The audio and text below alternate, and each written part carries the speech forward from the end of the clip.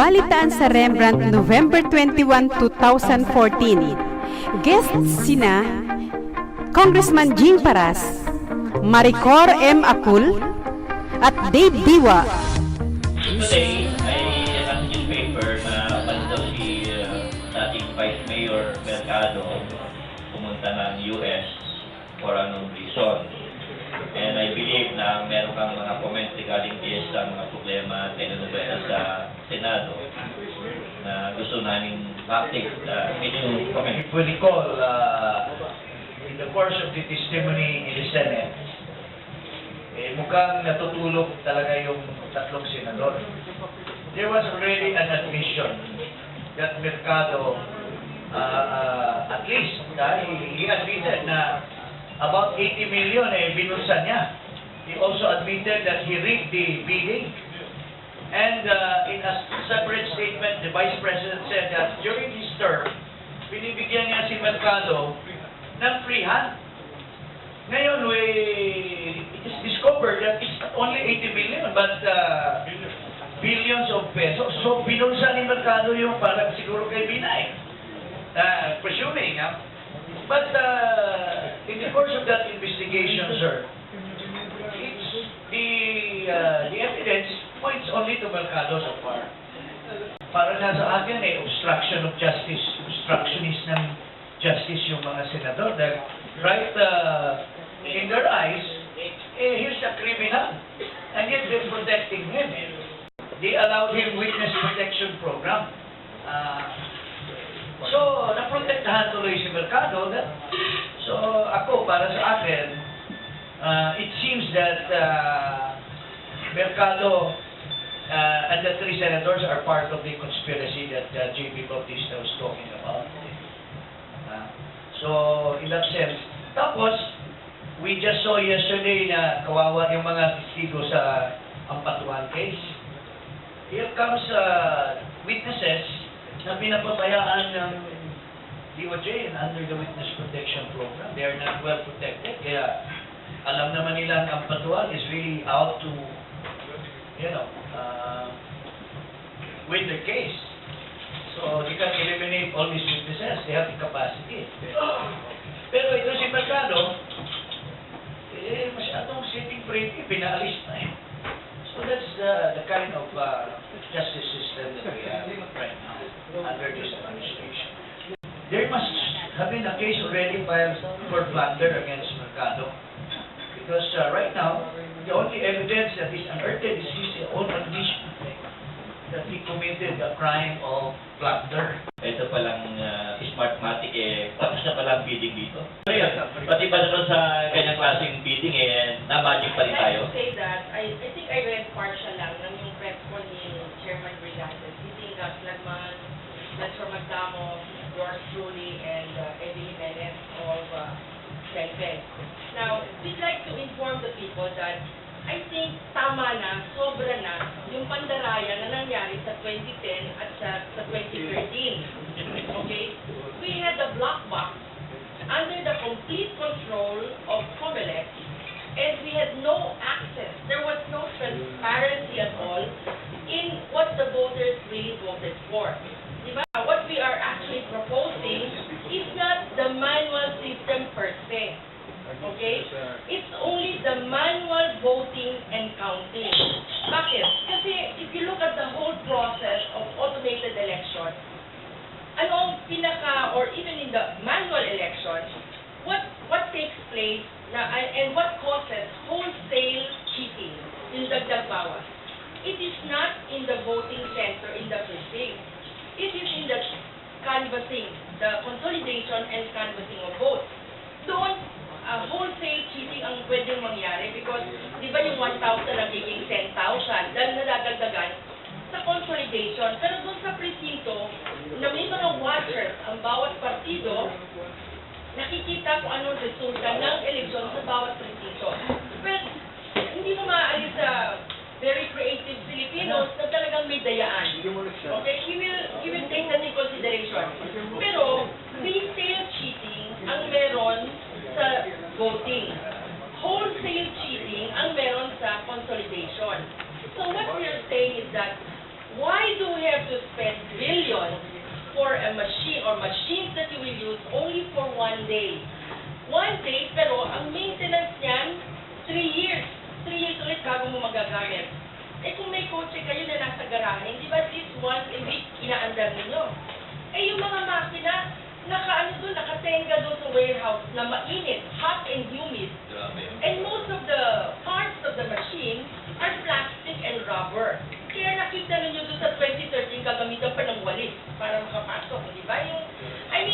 There were many horror stories already for 2013. In 2010, siguro hindi masyado lumabas kasi whatever complaints we would have would be, how would you say, magaling ang kanilang PR. So, yung aming mga sinasabi ay hindi na nakukuha ng press o kundi if ever we have a press call nandun sa ilalim. I want to correct the notion that we are disgruntled bidders. Excuse me.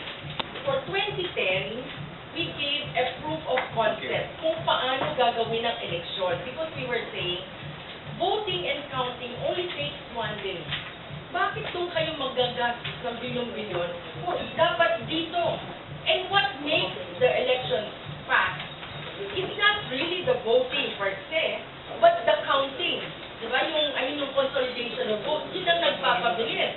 So if you have good transmission lines, like in 2013, I think 23% was not transmitted. So, dati, yung ballot box snatching, ngayon napakadali, SCF card lang, nasa bulsa, pwede mong ibalik na di ba? So, we're saying that maybe we're not yet mature enough to get that kind of automated election. So, we would like the people to watch what is counted, and ngayon, adjust yung manual to the development of modern technology. Lahat naman kayo may mga telephone kayo, mga smartphones that you can take a picture. Di ba? Wala na yata yung mga telepono nyo noong 2010, hindi na ninyo ginagamit ngayon. Di ba? So, the development of modern technology is so fast.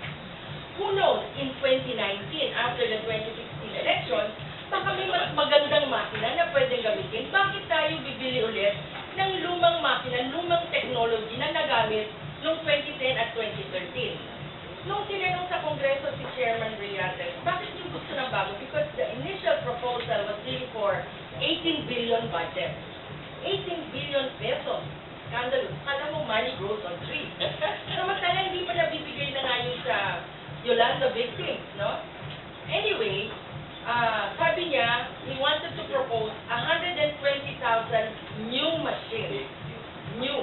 Hindi naman sa kanya ng congressman. Bakit? Hindi ko meron na kayong nabili noon. Sabi niya, iba na yung, maganda na yung bago. Okay? I mean, it's a very fancy reason. But what I'm saying is that why do you have to spend 16 billion for the upfront machines? Now, they reduced it to, I think, 10 billion na lang yung kanilang budget. I heard, somebody told me, it looks like they reduced their budget to 10 billion. But 10 billion is 10 billion. For what? For buying new equipment that you will store and spend for the storage. Ang laki-laki ng kanilang budget sa warehouse. I think 300 million a year. Eh makakabili ka na ng condo unit na lang doon or or you can buy another office where you can store the machines. Pero hindi, kailangan i-warehouse sa private warehouse. Okay? I mean, it's a waste of money. Okay? When we can have a transparent election, manual voting and counting. That's ang proposal namin, and if you want to listen, sabi niya, bakit hindi sila makiusap sa amin at magbigay ng solusyon? Okay? What we're proposing is to go back to the manual system and, let's say, reduce the count instead of 1,000 people to a precinct, nagka-cluster ng precinct. Tayo dun sa 200. Tapos, tapusin ninyo yung election ng 3 o'clock para hindi pa madilim. Kasi, alam mo, DYAN din dyan is sa pagbibilang magkaka-blackout. Okay, no? Alam na natin yun, master na tayo sa DYAN, di ba? You know, you have to think of ways and means na makakatipid, na makakagawa ng magandang solusyon na hindi masyadong maraming taong naagrabyado. Diba? So if you have elections, even if you start at 7 o'clock, close it at 3, do the counting, and then maybe 6 o'clock tapos na yung counting. What you have to build on is your transmission. Dapat talagang may signal doon sa bawat presinto para madaling ma-sense. What we're proposing is a hybrid system where you use, let's say, tablet with a SIM card. Para mas accurate pa, you have the tally sheets na sinatara. Pero hindi na yung tara sa ganon. Kasi natin sa ibang bansa na tara. 1, 2, 3, 4, 5. So alam mo, square na tara, no? So alam mo, hindi na pwede nagdadagdag ka ng line. Di ba? And then you project the tally sheet. You have a tally sheet, so you have already a source document that is accurate or that can be used for protest. You project what is being done in the tablet, and then you transmit it. Di ba? Ngayon, the process case will be easier done because each watcher has a copy. Pwede niyang copy yun. We are not bidding for anything. Actually, yung tablet, ang sinasabi namin, hindi niyo na kailangan i-store. I-donate na ninyo sa mga eskwelahan yan para magamit ng mga estudyante. And you can purchase the tablet hindi sa central office para itatransport pa. Pwede na sa bawat probinsya, yung probinsya direct bibili. And way before election, nagpa-practice na sila kung paano gagamitin. Kasi mura lang naman yung tablet eh. They can, so you have, you just have to think of ways and means to save on cost and to make it efficient so that ang mga taong bayan ay makikita ang resulta. May nagsabi nga sa akin na hindi na kailangan ngayon ang rally o yung mga meeting de avance. Kailangan mo na lang programmer. Wag, ibalik natin ang piyesta sa presinto. And pagalingan, para makita talaga natin ang vote of the people. Hindi tayo, I mean, maybe the sad state of the government is because of the current result of all of our elections. Give the power to the people. Otherwise, alam mo, mas maraming natatalo kaysa sa nananalo. Diba? At pag nagkagulo, lahat tayo talo. Okay? This portion is brought to you by Ultra Pure Water Purifier. Samantala sa inyong lahat na gusto ng malinis na tubig, direkta sa inyong mga gripo, narito na ang Ultra Pure Water Purifier. Matipid na, garantisadong malinis na tubig ang hatid pa. Citizens for clean and credible election. Bagong tatag na grupo, so we're happy that we're having common positions on certain points. AES Watch, Senpeg, and then the rest, no? For clean elections, Hindi mo na ipasay siguro ma-decrease usually, pero what is important is that we are all working for getting the electoral exercise this coming 2016 a bit more traceable, cleaner, honest, and hopefully orderly. We'll be electing the next president, the next vice president will be electing 12 senators and a number of those men, and the 60,000 local government officials, no? Kaya napaka-critical ng election exercise natin sa 2016. Ano yung take ng grupo namin, no? Number one is, we're okay with the automated elections. From voting to canvas, hanggang proclamation. Number two, it must just anybody who will participate in the exercise must comply with the law. Hindi lang ano namin eh. Andiyan ang batas eh. Susundin na lang yun. No? The reason why we're having this kind of problem is because some parties are not precisely following the law. Okay. Number three, we're coming from an experience that we have had in 2010 and 2013. No? Ang daming nangyari. No? Principally, yung entry ng Smartmatic. Kaya, number 2 position namin, blacklist. Meron si Brillantes, Chairman. Meron pa yung dalawang commissioner. So, malaki ang pagbabago sa COMELEC sa aming election 2016. So, ang power, may power mag-appoint ng presidente, ang appointing power. Sa palagay po niyo, sino ang sa tingin ninyo pwede na may prinsipyo at maglalaban ng kapakanan ng tao ay sa kapakanan ng ilang grupo? Mukhang hindi naman yun ang objective ng administration na karapat-dapat. Ang balita ko kung sino yung magkapagpanalo kay Marojas ang ilalagay nila. Isang abogado, very closely related to Marojas ang ilalagay. It is the President's prerogative to appoint anybody, just anybody, to head the COMELEC. Kung smartmatically ang gagamitin, you don't need anybody. You don't even need the COMELEC itself. You don't need the chairman. It's COMELEC that will conduct this election in 2016. Smartmatic, sila. Assume na sila. No? Hindi mo na kailangan ng chairman, hindi mo na kailangan ng... Sila papatakbo natin. That's what happened in 2013 and partly in 2010. No? So, sila nagpatakbo halos eh. Ang constitutional mandate, si Congressman, it is the COMELEC who should supervise, who should conduct the elections. Pero hindi nila ginawa yun. Delegate natin sa Smartmatic. So, ano pang gagawin natin ng chairman? O sige, ayusin natin. Andiyan si Balitaan Puno, andiyan si Lima, kung sino pa, no? Wala kami problema sa mga tao yan. Kaya, ilagay natin sa level yung debate. Meron ba? Andiyan si Grace Padaka, no? Pero kilita naman natin, wala siyang magawa. Kilita natin pa decision niya. Halos, majority decision. Andiyan siya, galing sa civil society group.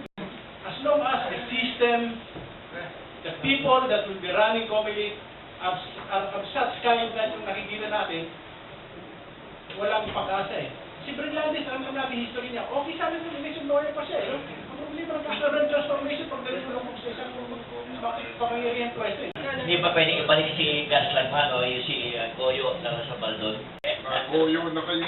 Naguyo na tayo nung larasabal na yun. No comment. Pero si Gas cannot be, kasi nasa batas, kailangan abogado. And he's not a lawyer. This portion is brought to you by M.I.S.M.O Whitening Soap. Narito na sa gustong pumuti at gumanda. Ito ang kasagutan sa problema mo, kapatid. M.I.S.M.O Whitening Soap sa murang halaga, kutis artista ka na.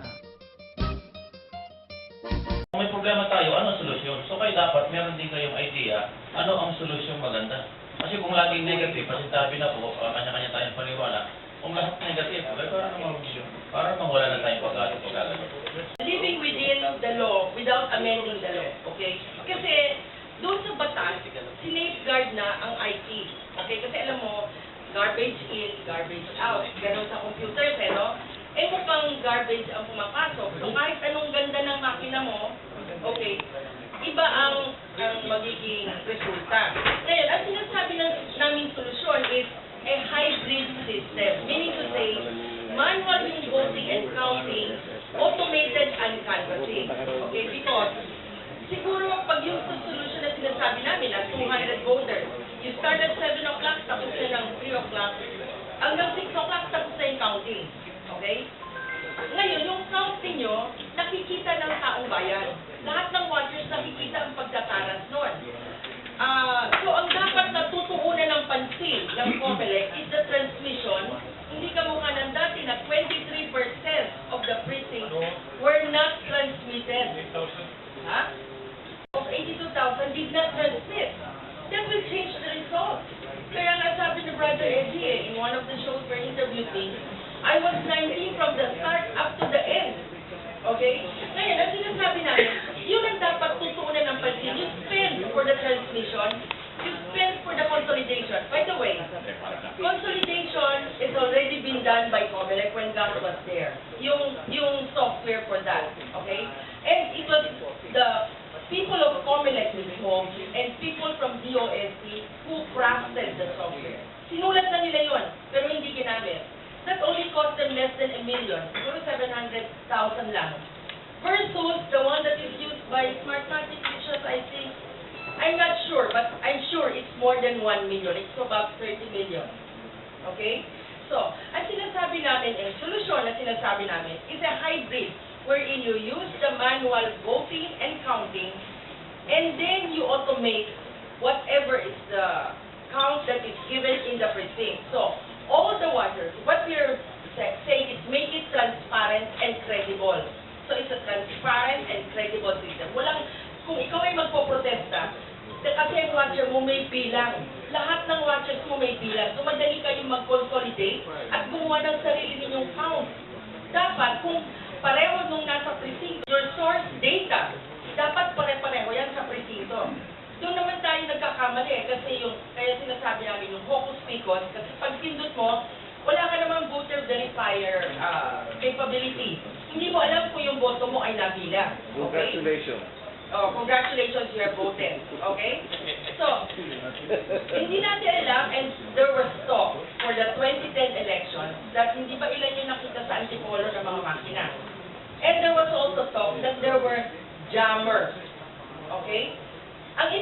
ngayon, in the transmission, ginajam itong presinto, at iba ang pinapadala.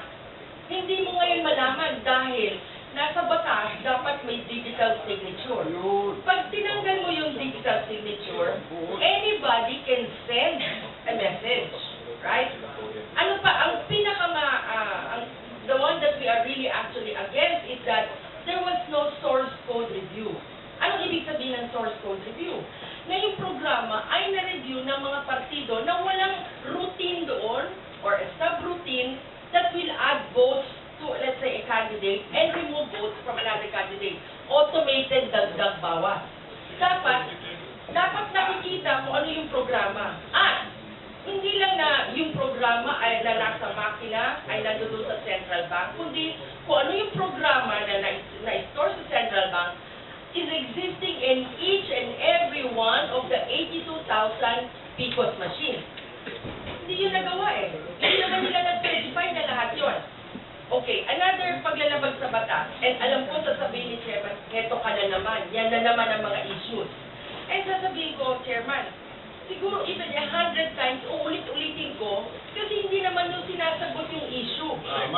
Okay, iba ang sinasagot. Hindi tugma sa issue. Anong sasabihin namin? Yung certification of a foreign, a third-party entity in the law, okay, na tama yung source code, okay, tama. There was, in 2010, the 2009 evaluation of SLI, the Systems Lab Report. Hindi naman na-certified, kasi yung pag-certified is only certified or not certified. Nung sinertify yun, nakalagay with compensating control. Anong ibig sabihin ng compensating control? Meaning to say, tama nga ito, pero dapat ito dapat gagawin. Ginawa ba? Wala na. Kasi dapat, bago magamit yung makina, i-certify ulit yun. And then, also in the law, I just forgot, I think it's section 22 or 32 of the 9369, dapat certified each and every unit.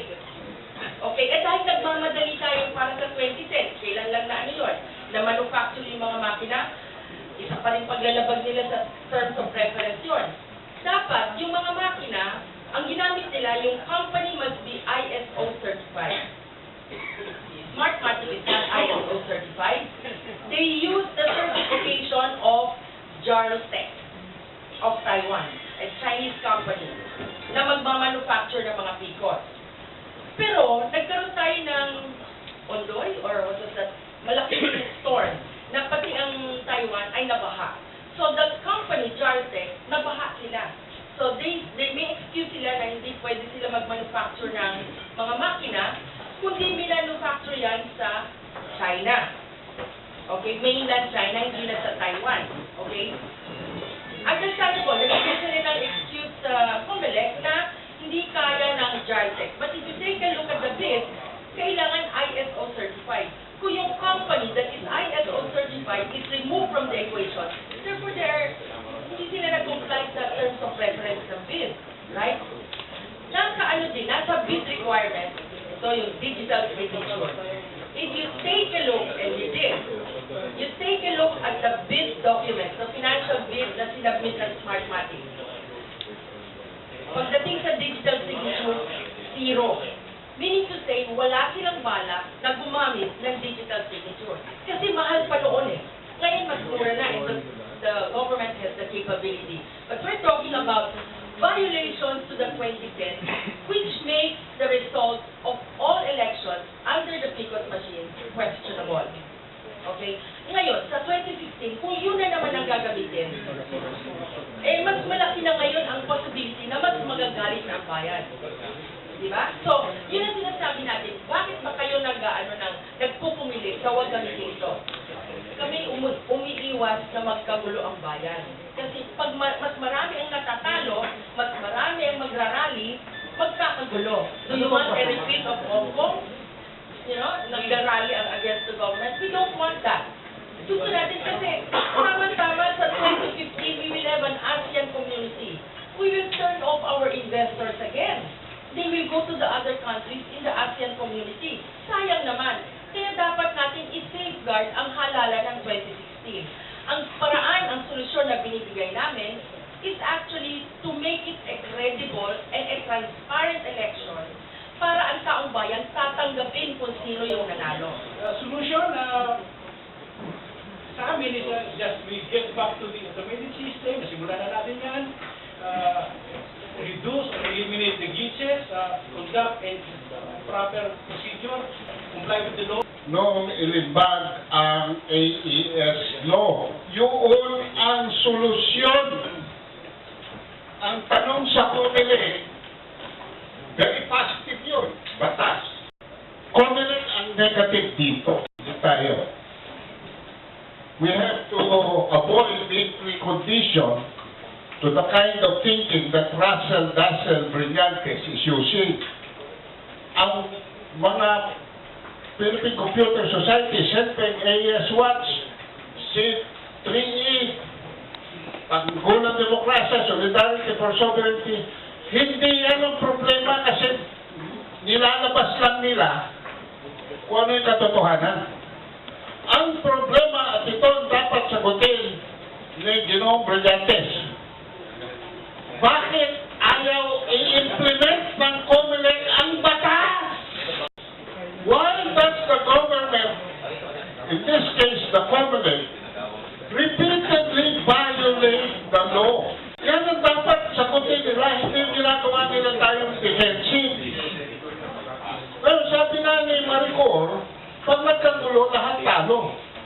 The situation is driving us to revolutionary times.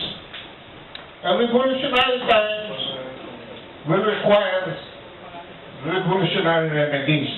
Yun ang sinasabi ni Maricor na dapat iwasan. Palagay ko po, kung bababuyin pa nila uli ang 2016 election, baka hindi na tayo makarating sa 2016. Marami na po pwede mangyari.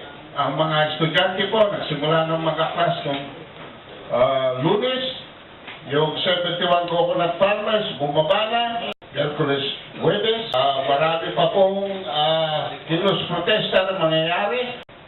Abangan nyo ang November 30, baka may mangyari dahil Bonifacio Day. Araw ng mga bayani, maraming gusto maging bayani. Pag ito po ay tumuloy-tuloy, ayaw ng COMELEC i-implement ang batas.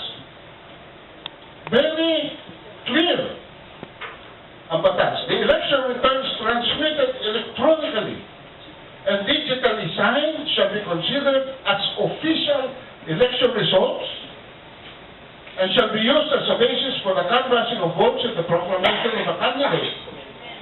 Anong ginawa ng COMELEC? Hindi in-implement yun. Bukod, in broad daylight, naglabas siya ng Resolution 8766 on March 4, 2010, instructing the election inspectors nationwide to ignore this vital, urgent, necessary, essential requirement of the AES law. In effect, amending the law, and that is a constitutional violation because the COMELEC cannot legislate. Only Congress can amend its own act. Kung dito, if COMELEC will not do its job, it's even useless to talk about who will succeed who. Because the only recourse should be to abolish the COMELEC. It's not doing its function. However, if we wait for a constitutional amendment to abolish the COMELEC, masyado matagal yan. Baka nagkagulo na. So Congress can exercise its power of the purse by not giving COMELEC a budget. So, hindi na sila they don't want to implement the job, bakit sila bibigyan ng budget? Simple lang naman eh. Common sense ka lang to. Yung mga binabanggit dito, mga 1, 2, 3, 4, 5, 6, is precisely the enumeration already of the violations of the law. Ang solusyon dito sa because of election issue at sa marami pang mga cancer, social cancer na namamayagpag ngayon sa buong bansa, simple lang, the rule of law.